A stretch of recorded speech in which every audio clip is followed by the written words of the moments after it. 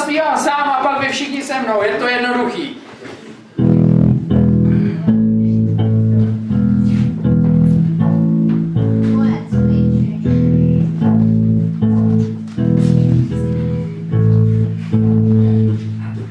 Slova. My jsme děti z lidové Číny, stavíme si domečky z bambusu a hlíny. Zvládnete to? Jo!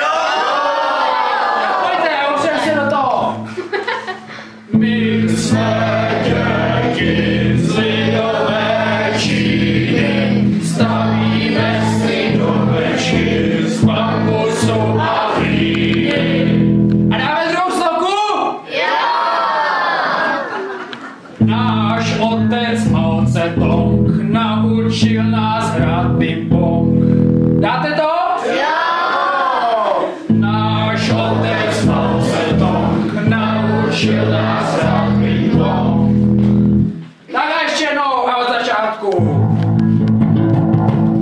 My jsme děti z lidové Číny, stavíme si domečky z bambusu a hlíny. Náš otec Mao Tse-tung naučil nás hrát ping-pong. Jo!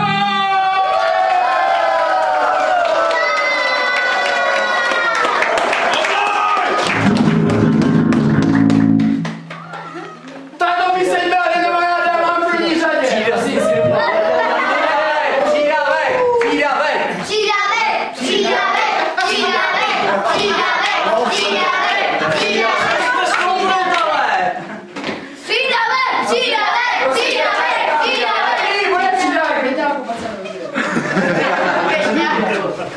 Ale no nemá brýle takhle. Světla.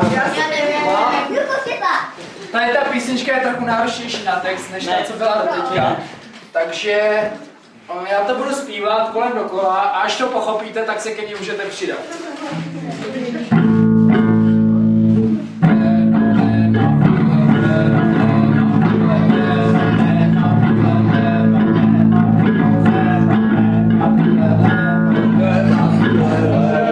Já si myslím, že jste trochu inteligentní. Já tě neslyším, já tě nerozumím.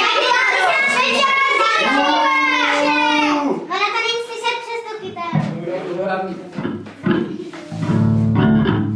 Slova jsou Lennon, jako ten kytarista, co mě učil, nemá brýle.